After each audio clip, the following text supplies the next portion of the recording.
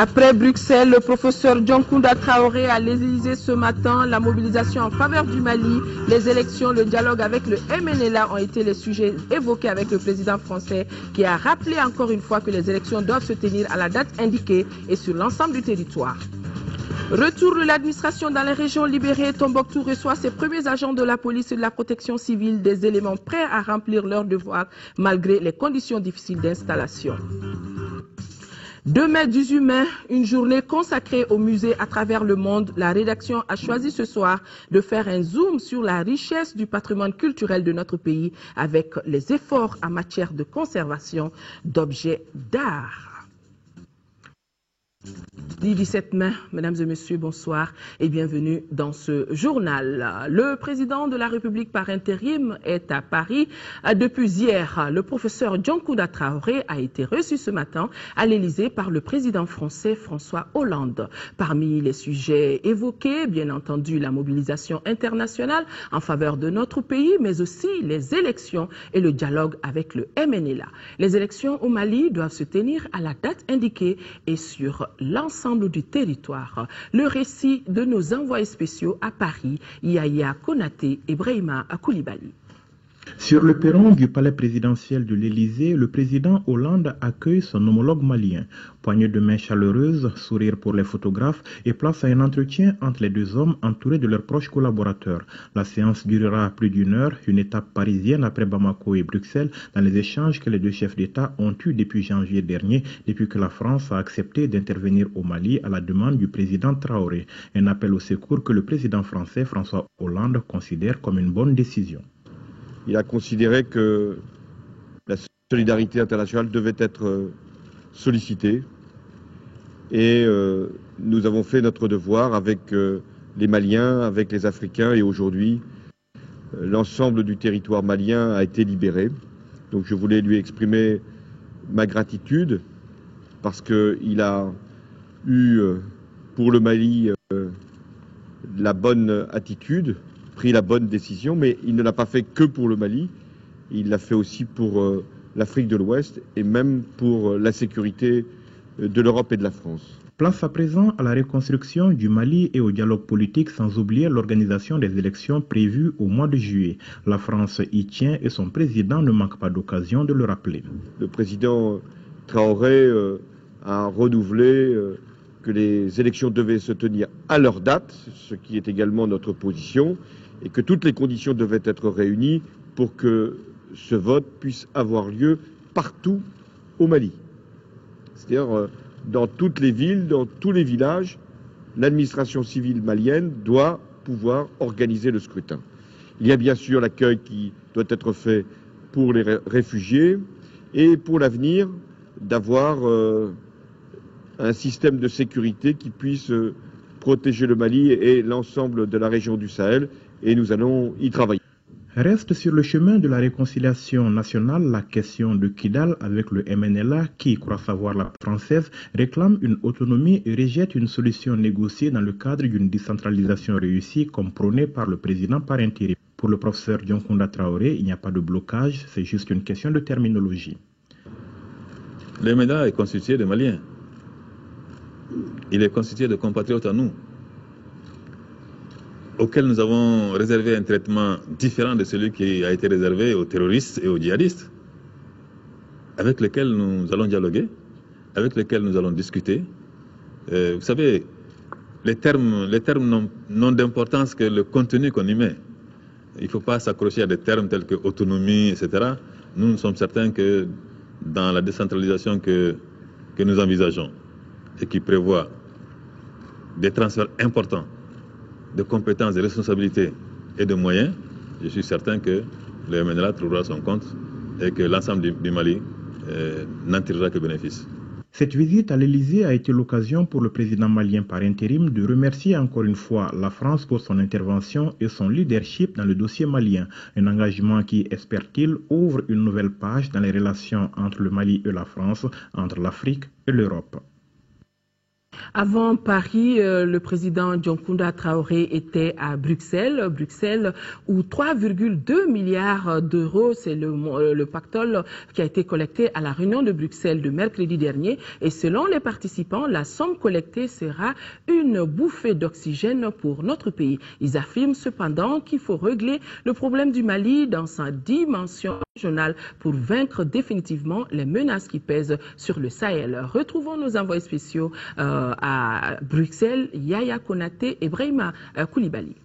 Pour la délégation malienne à la conférence des donateurs de Bruxelles, le succès est indéniable. Venue pour trouver 2 milliards d'euros pour le financement de son plan de relance économique, elle repart avec 3 milliards 250 millions. Le chef de l'État malien, tout comme son chef de la diplomatie, sont convaincus. La crise malienne n'a produit que des premières en termes d'engagement, premières en termes de mobilisation. Nous devons nous satisfaire de la participation et montrer aussi nos dispositions à mener cette entreprise de redressement de la manière la plus efficace possible, la plus transparente possible et faire comprendre à tous ces donateurs qui sont l'expression même de la solidarité internationale que le Mali est prêt à changer et que leur aide sera bien placée et qu'elle servira à apporter un mieux-être aux Maliens. En se penchant sur le Mali à Bruxelles, tous avaient cependant en vue la dimension sous-régionale de la gestion de cette crise, ce qui expliquait d'ailleurs la présence en nombre des chefs d'État et de gouvernement des pays de la sous-région. Même si on réalise aujourd'hui une solution pour le Mali en tant que tel, même si on nettoie le Mali des poches fondamentalistes, etc., même si on arrive à mettre un terme au trafic des narcotrafiquants, au grand banditisme, etc., je pense quand même que ça ne suffira pas. Parce que la nature a horreur du vide. Et il est évident que si vous réglez le problème au Mali, mais que vous ne prenez pas la précaution d'être proactif sur toute la région, vous pouvez très bien avoir le problème qui se déplace. Donc il faut véritablement une stratégie globale, régionale, pour régler définitivement le problème. Aujourd'hui, nous traitons du Mali et nous essayons de répondre aux problématiques internes au Mali. Mais nous savons aussi que une des causes, ou plusieurs causes d'ailleurs, qui ont causé des problèmes au Mali proviennent de l'extérieur. Ce sont des trafics, ce sont des groupes qui se situent à l'extérieur du Mali. Et donc nous avons aussi la responsabilité de travailler avec l'ensemble de la communauté internationale pour la sécurité et le développement de l'ensemble du Sahel. Ça, c'est un autre processus, c'est un processus piloté notamment par l'Union européenne et les Nations unies qui pourra donner lieu à de nouvelles mobilisation de la communauté internationale, mais plutôt à l'automne. Réussir la paix après avoir gagné la guerre, le défi a été énoncé on ne peut plus clairement par la communauté internationale au cours de la rencontre. Cette communauté internationale qui se dit prête à veiller au grain pour que son assistance au Mali porte les fruits attendus. Pour que son assistance puisse porter fruit. Justement, la mission des Nations Unies pour la stabilisation de notre pays sera opérationnelle à compter du 1er juillet prochain. Cette mission prendra le relais de la MISMA et comme son nom l'indique, cette mission aidera le Mali dans sa phase de sécurisation, de stabilisation et de développement. Justement, notre reporter Sira Bachili a approché le chef intérimaire de la MINUSMA, présent ici au Mali pour parler du caractère multidimensionnel de la mission. C'est une mission de stabilisation. Ça veut dire qu'on veut avoir une stabilité, une sécurité, surtout dans les grandes villes du nord du pays, qui va donner l'opportunité pour un retour de l'administration, un retour des services de base, un retour de la population aussi, et finalement une relance économique dans cette partie du pays. Il y aura un aspect civil qui va s'occuper du côté politique, surtout de donner un appui pour la feuille de route, pour la transition, y compris le dialogue, la réconciliation, le processus électoral, ça c'est déjà très important. Aussi pour le côté, pour la promotion des droits de l'homme, aussi une contribution pour créer un environnement propice pour l'action humanitaire. Tout ça fait partie de notre mandat. Mais il y a aussi un aspect militaire et un aspect policier. On va avoir à peu près 11 200 militaires sur le terrain et à peu près 1440 policiers pour donner cette stabilité dont je viens de parler. Monsieur Gressly, il y a un aspect qui n'est pas habituel aux Nations Unies, c'est l'aspect sauvegarde du patrimoine culturel. Et pour le cas spécifique du Mali, vous avez songé à cet aspect. Est-ce qu'on peut savoir le pourquoi? Tout ce qu'on a vu pendant l'occupation, où on a détruit les sites, où on a détruit les manuscrits comme à Tombouctou, a touché pas seulement la population ici au Mali, mais aussi tout le monde à partir de tous les pays du monde, quoi. Donc je crois que c'est très important et je suis très content de l'avoir dans la résolution. Ça nous donne le mandat de travailler avec le gouvernement pour protéger ces mêmes sites culturels, ces mêmes manuscrits, pour que ce qui s'est arrivé n'arrive jamais encore. On aura vu le président François Hollande et Dioncounda Traoré à Paris, ici à Bamako, Valérie Traveler et Madame Traoré Mintou Doucouré poursuivent leur prise de contact dans notre pays et c'est ainsi que suite donc de la visite de 48 heures de la première dame de France dans notre pays, c'est au village SOS de Sanankoroba que les deux dames de cœur ont débuté cette journée pour ensuite rallier le CHU Gabriel Touré et la pouponnière de Dravela. Remise de dons en nature et en espèces, message de compassion et de solidarité à l'endroit des tout-petits ont meublé ces visites. Le récit de la journée, j'allais dire une partie de la journée, avec Nyanya Aliou Traoré. C'est un accueil digne des jours de fête que les résidents du village SOS de Sanankoroba ont réservé aux premières dames du Mali et de la France.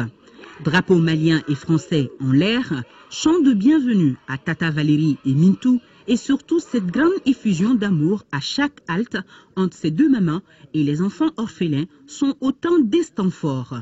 Mais le moment inoubliable de cette journée au Vios a été sûrement la chorégraphie des enfants montrant le lien de fraternité entre nos deux présidents. Illustration, s'il vous plaît, à l'appui. On les applaudit très fort, on les applaudit.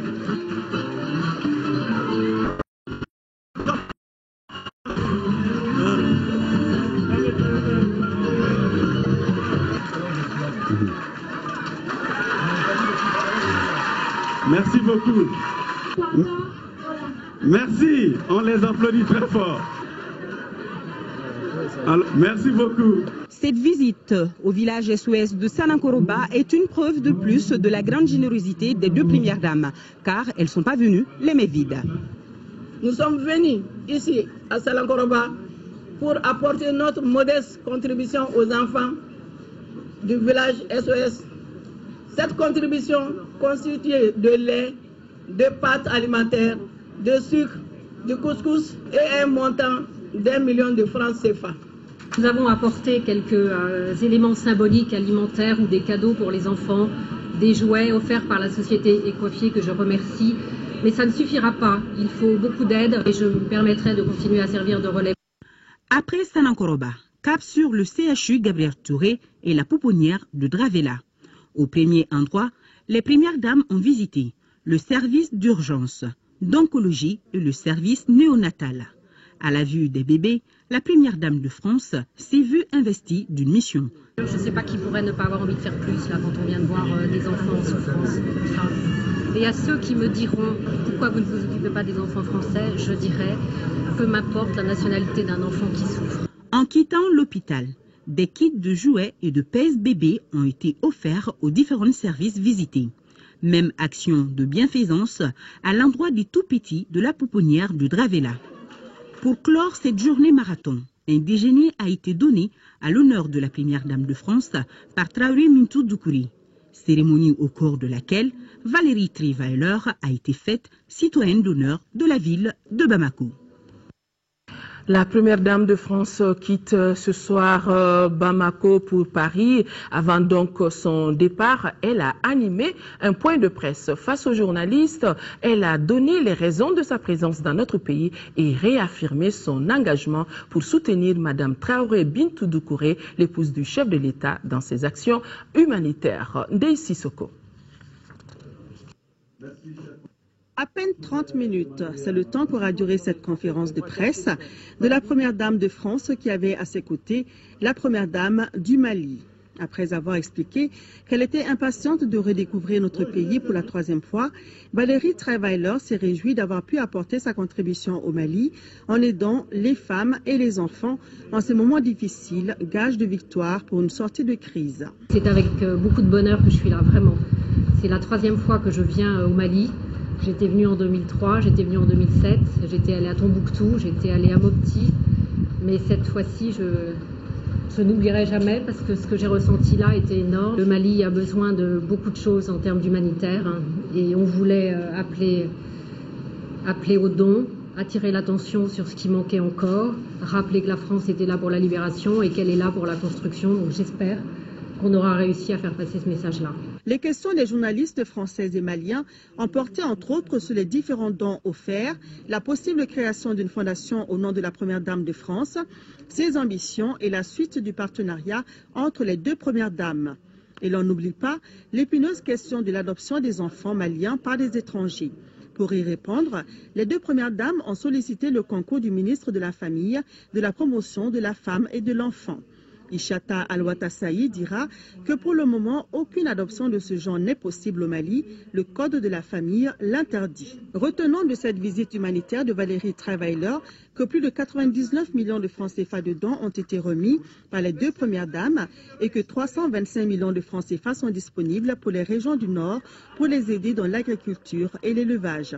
Et Valérie Trierweiler quitte Bamako ce soir avec le titre de citoyenne d'honneur de la ville de Bamako, décerné par la mairie du district. Une ambiance bien chaleureuse.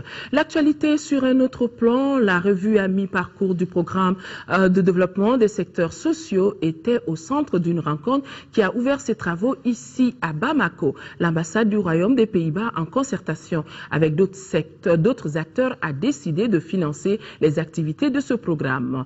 Programme qui vise à renforcer et consolider les acquis dans le domaine de la santé et de l'éducation. Reportage à Guibou Koulibaly.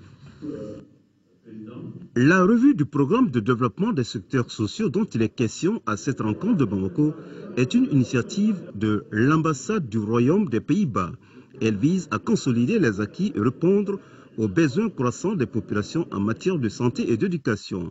Le fonds pour l'éducation et le fonds pour la santé sont utilisés par le gouvernement et aussi adressés au niveau des collectivités. Et notre assistance au niveau des collectivités sont conditionnées aussi par le fait que les ressources au niveau central vont être décentralisées au niveau des régions. La diversité et la multiplicité des acteurs dans la fourniture des services de santé et d'éducation dans le cadre du programme de développement des secteurs sociaux nécessite une définition claire et consensuelle des rôles et des responsabilités de l'ensemble des parties prenantes. L'initiative qui a prévalu au niveau des Pays-Bas, c'était d'aller vers les collectivités, mais en innovant, en n'écartant pas l'État et la société civile, ce qui a permis l'amélioration très sensible de l'éducation et de la santé dans les zones non occupées. Au sortir de cette assise, les participants vont formuler des recommandations pertinentes afin d'assurer aux populations concernées une meilleure prise en charge de leurs préoccupations en matière de santé et d'éducation. Ce sont 15 organisations de la société civile qui ont désormais la lourde mission de porter le message de sensibilisation, d'éducation et de mobilisation des citoyens pour une participation massive aux élections de juillet prochain. La cérémonie de lancement des activités a eu lieu hier au ministère de l'administration territoriale, de la décentralisation et de l'aménagement du territoire. Compte rendu signé Nouhoum Sissoko. L'expérience électorale au Mali a démontré la faiblesse du taux de participation.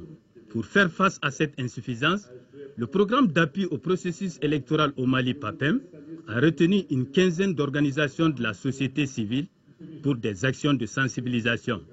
Cette activité s'inscrit dans le cadre de la mise en œuvre du processus électoral. Nous allons former des acteurs qui seront des relais sur le terrain, parce que pour pouvoir réussir cette mission, en formant et en informant d'autres acteurs, le message pourra passer. On va aussi beaucoup utiliser les communicateurs. Le programme des Nations Unies pour le développement met l'accent sur l'implication des femmes dans le processus électoral en tant qu'électrices, mais aussi en tant que candidates. Par ailleurs, l'institution onusienne signale la participation de vos compatriotes qui sont soit déplacés, soit réfugiés.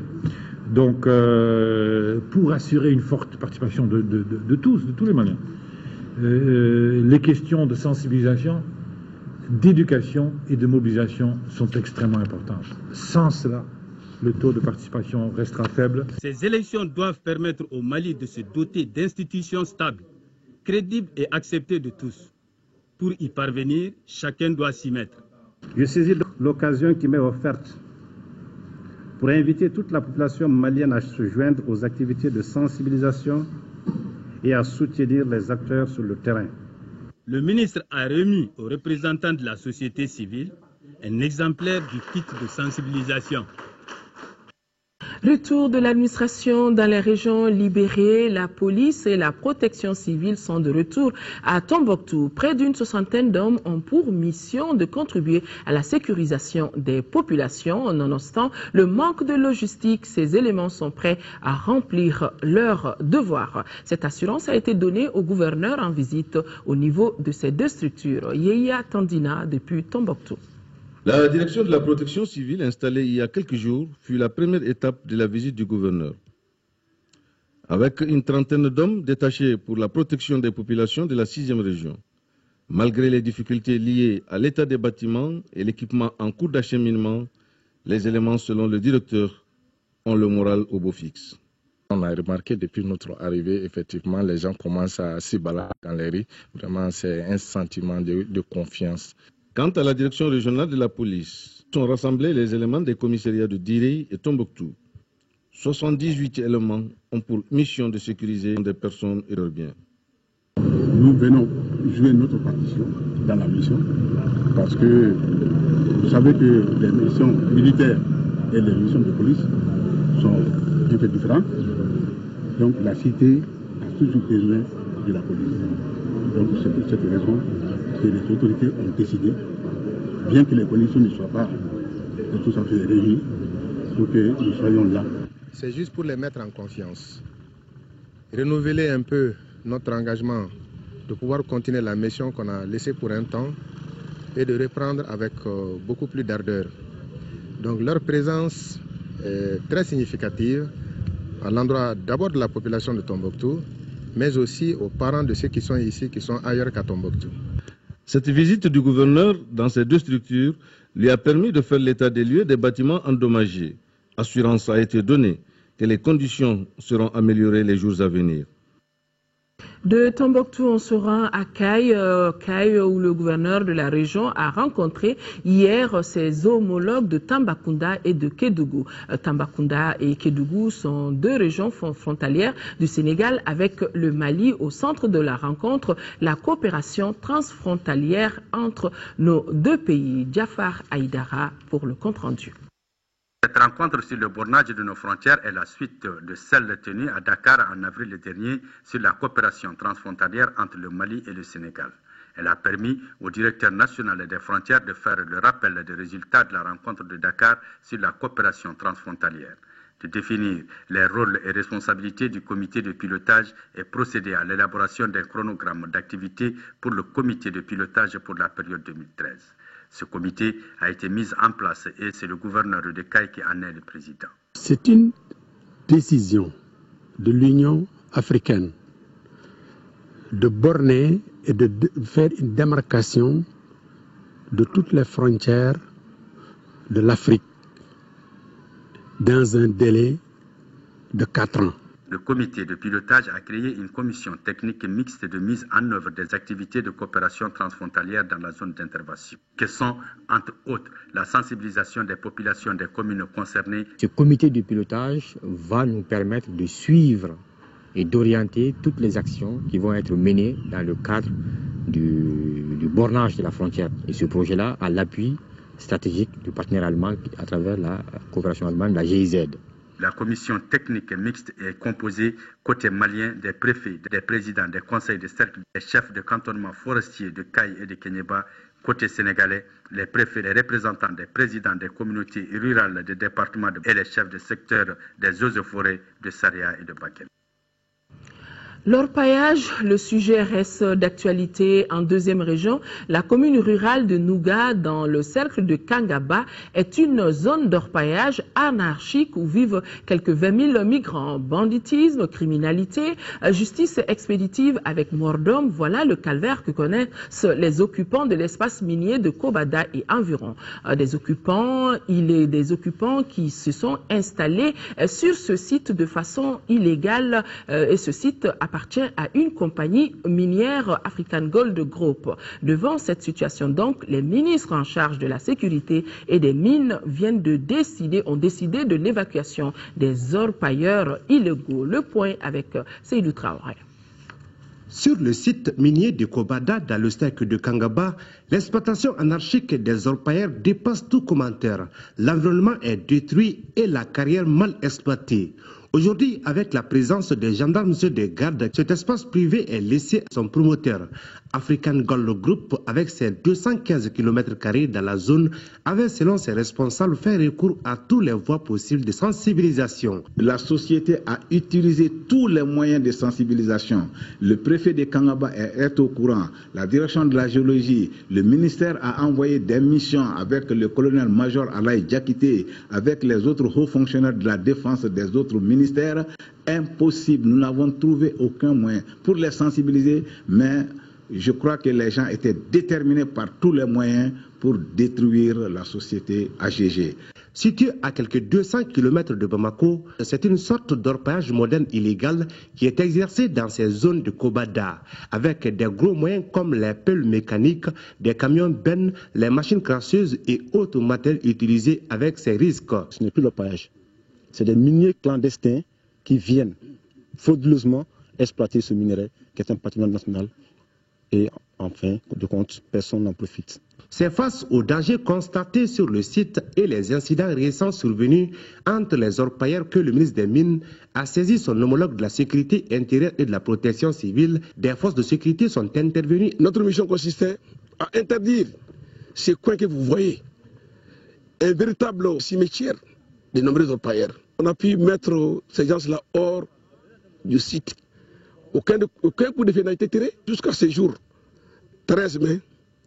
Il n'y a pas de blessés, il n'y a pas de morts à déplorer, ni du côté des manifestants, ni du côté des gendarmes et des gardes. Selon des témoignages, plus de 20 000 orpailleurs ont passé sur ces sites de Kobada et environ.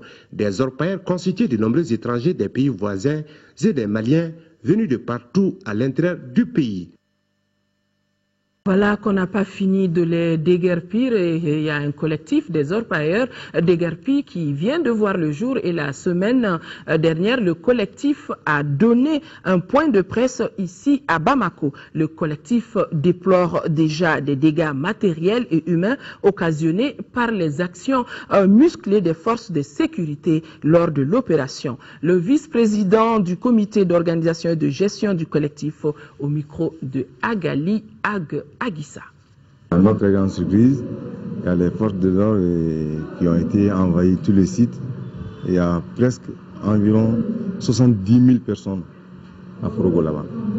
Bon, il n'y a pas eu de préavis ni rien. Personne n'a été informé de leur arrivée.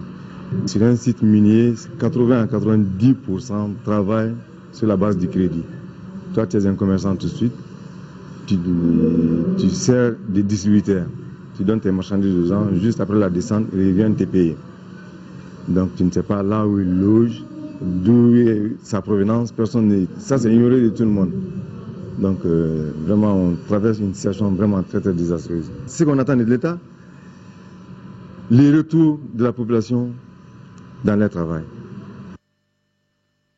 On ne s'installe pas dans une polémique, dira le ministre des Mines, à propos de l'évacuation des orpailleurs de la zone de Kobada. Le ministre des Mines revient sur le respect des engagements du Mali envers African Gold Group, la société détentrice du permis minier du dit site. Dr Amadou Babassi a souligné qu'un État ne peut pas fonctionner sans le respect de sa loi, alors que la loi est faite pour tout le monde. Il est au micro de Seydou Traoré. Kobada est sur un permis minier que l'État, le gouvernement du Mali, a attribué à une société qui s'appelle AGG. Donc il y a une convention qui est signée entre la République du Mali et cette société minière qui est une société canadienne. Généralement, les propriétaires de ces titres miniers acceptent pour la bonne cohabitation que ceux qui veulent faire de l'exploitation artisanale de leur travail jusqu'à une certaine limite acceptable. Alors, avant notre arrivée à la tête de ce département, il y a eu plusieurs tentatives. Il se trouve que le permis minier des AGG est envahi par les orpailleurs, des milliers d'orpailleurs. Moi-même, j'ai fait une tournée au niveau de tous les sites d'orpaillage pour leur expliquer que l'État ne veut pas supprimer l'orpaillage. C'est une activité millénaire dans notre pays et qui fait vivre aussi des milliers de personnes. Mais ce qui s'est passé à Kobada, c'est l'envahissement d'un permis minier, pas cette fois-ci par l'exploitation artisanale, mais l'exploitation industrielle. Et là, ceux qui ont le permis ont porté plainte. Et on les a mis en contact, évidemment, avec le ministère chargé de veiller à la sécurité intérieure de l'État. Et c'est ce qui a été fait. Avant de poursuivre le cours de ce journal, cette information avec la passation de service aujourd'hui à l'ORTM entre le directeur général sortant Baba Daga Maïssa et le nouveau directeur général Bali Idrissa Sissoko. Bali Idrissa Sissoko qui a remercié son prédécesseur pour tout le travail abattu. Quant à M. Baba Daga Maïssa, il a félicité son successeur avant de réaffirmer sa disponibilité. L'ONG World Vision a procédé hier à l'hôtel Salam au lancement officiel de sa campagne Santé, les enfants d'abord. La cérémonie a réuni l'ONG et ses partenaires. L'objectif de cette campagne est la réduction du taux de mortalité infantile et maternelle. Isaac Tino. Cette campagne Santé, les enfants d'abord de World Vision s'intéresse à la problématique de réduction des décès évitables des enfants en mettant l'accent sur la santé familiale. C'est là conformément aux objectifs millénaires pour le développement. En lançant cette campagne, World Vision répond aussi à un appel des Nations Unies. De nombreux défis restent à relever pour l'entente des OMD pour le rendez-vous de 2015, dont, entre autres, le défi relatif à la malnutrition chez les enfants de moins de 5 ans, l'impact du paludisme, les infections respiratoires aiguës, la faible allocation des ressources financières et humaines à la santé de la mère et de l'enfant. Les efforts consentis par le gouvernement du Mali sont insuffisants, d'où le cri de cœur des enfants. Nous, enfants, réclamons la hausse du budget alloué au secteur de la santé conformément aux engagements d'Abuja, la mise en œuvre effective des résolutions sur la santé, l'amélioration de la qualité et de la disponibilité des services de santé de base, en accordant une importance particulière aux zones rurales déshéritées, à la mère et à l'enfant. Une présentation de la campagne a permis à World Vision d'étaler la pertinence de son programme. Les chiffres plaident en défaveur du Mali. C'est pourquoi l'ONG et ses partenaires s'engagent à faire de son cheval de bataille la santé maternelle et infantile, ce qui est aussi une préoccupation du gouvernement du Mali. L'accroissement des ressources financières et humaines pour la prise en charge des problèmes de santé de la mère et de l'enfant, à travers l'accès aux soins de qualité, contribuera de façon significative à l'atteinte des OMD 4, 5 et 6. En parcourant les objectifs fixés à cette campagne de plaidoyer, j'ai noté leur pertinence, mais aussi la nécessité de notre engagement en vue de leur réalisation. Un sketch de sensibilisation sur le sujet a permis à l'assistance d'être encore mieux imprégnée de la situation.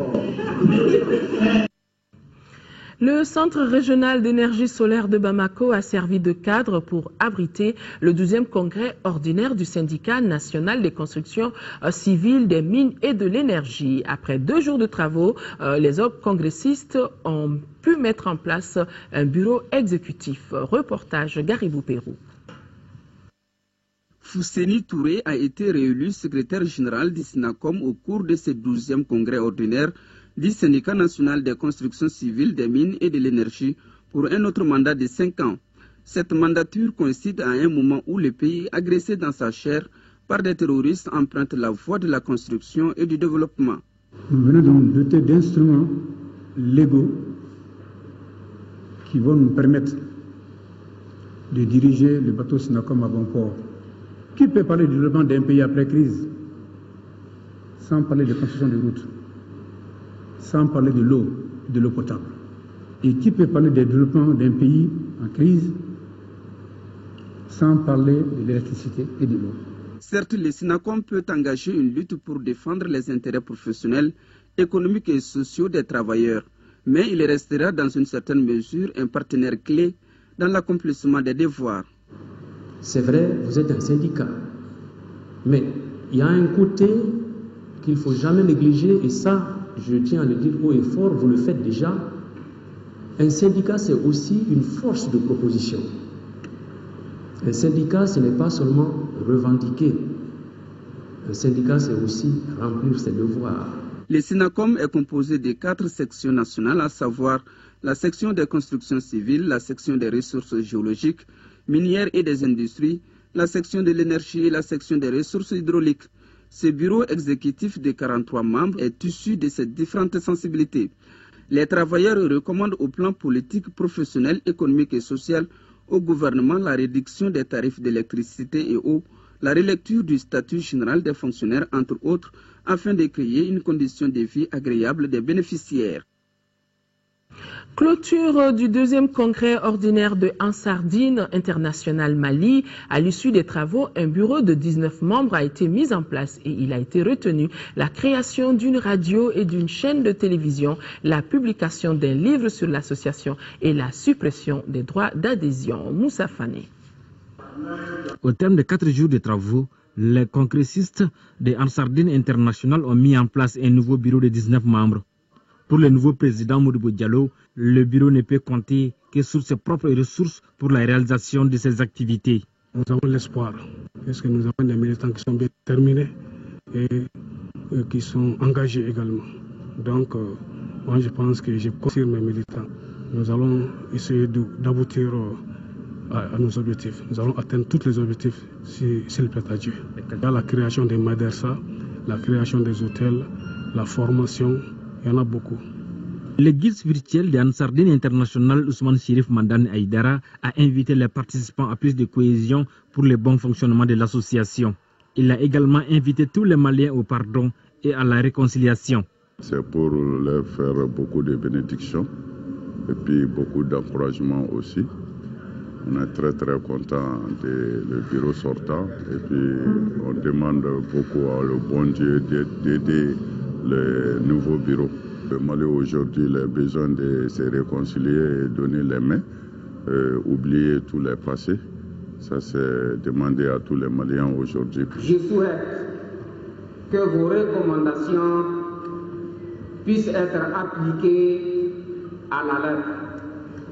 Sur ce point, permettez-moi de vous rassurer que l'accompagnement et le soutien du département des affaires religieuses et du culte ne fera pas défaut. À l'issue de la rencontre, les participants ont formulé des bénédictions pour la paix dans notre pays. Sport football dans ce journal, Coupe de la Confédération, tour de cadrage aller. Le stade malien de Bamako accueille demain samedi les Burundais de l'India Académique. Les Blancs éliminés de la Ligue des Champions tenteront de se racheter cette fois en Coupe CAF. Le moral de la troupe est au beau fixe. Voilà ce que nous dit Siragatou Sissé. Participer coûte que coûte à la phase de poule de la Coupe de la Confédération, c'est l'ultime défi continental du stade malien de Bamako, après avoir raté celle de la Ligue des Champions. Le stade malien a toujours franchi le tour de cadrage de la Coupe CAF en cas de repêchage.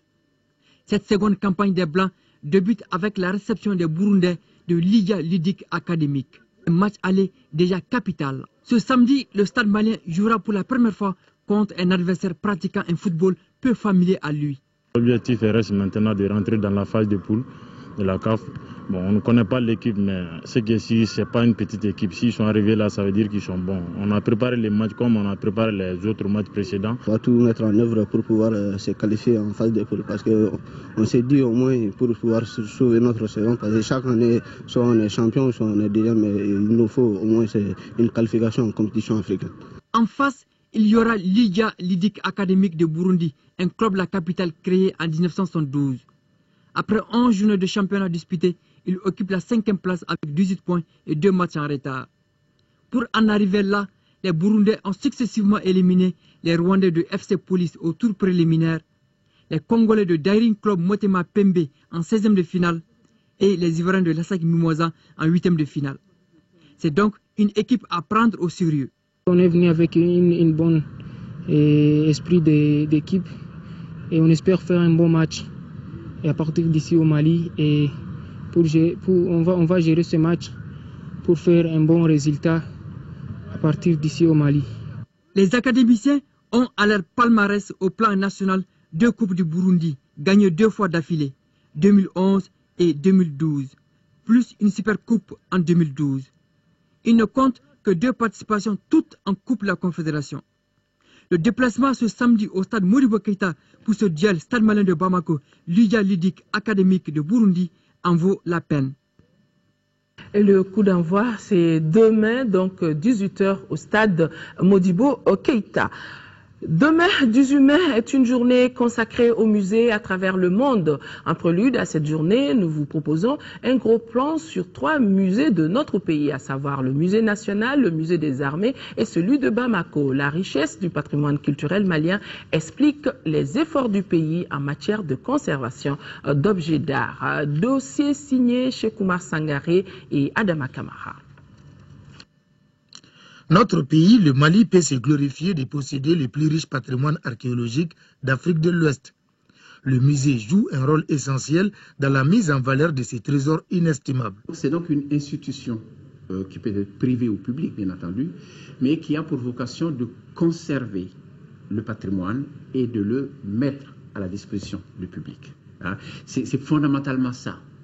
Le musée, c'est un outil important d'éducation, de formation et de sensibilisation sur nos identités culturelles pour la mémoire sociale, pour le rappel de la création et de la créativité des communautés et surtout pour la manifestation de leur identité, de leur savoir et savoir-faire.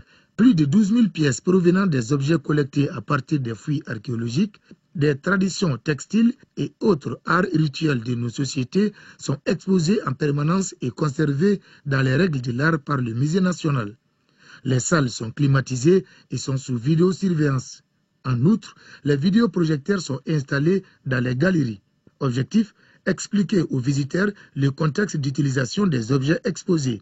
Donc ces vidéos sont là pour que le visiteur puisse regarder l'objet, mais puisse compléter la compréhension de l'objet avec effectivement l'environnement culturel dans lequel l'objet est utilisé.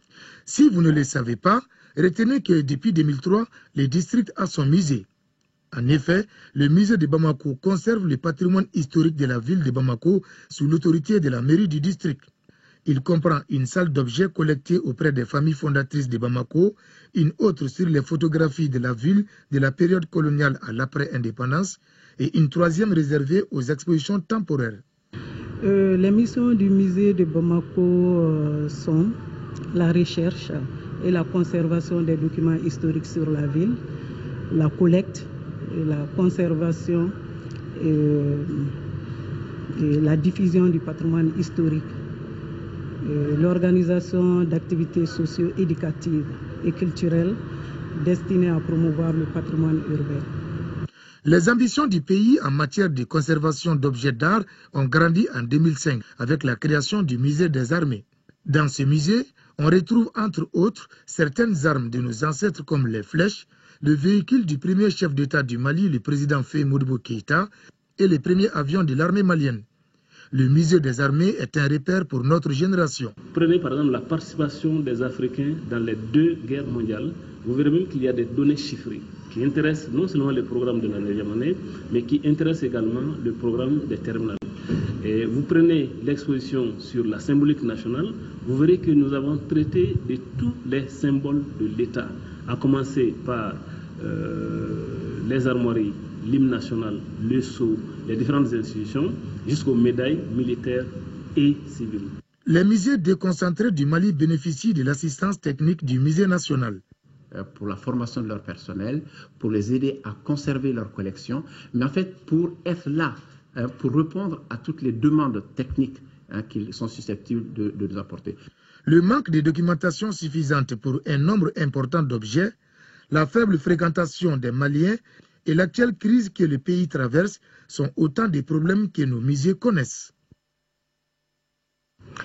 Une interview exclusive avec le ministre des Affaires étrangères et de la coopération internationale, Tchéman Hubert Koulibaly, sur les conclusions de la conférence des donateurs, conférence qui s'est tenue à Bruxelles. Et actuellement, le ministre des Affaires étrangères est à Paris, où notre envoyé spécial a pu réaliser cette interview avec lui. Donc, l'interview exclusive, ça sera juste après l'émission Performance. Voilà, mesdames et messieurs, c'est donc tout pour ce journal.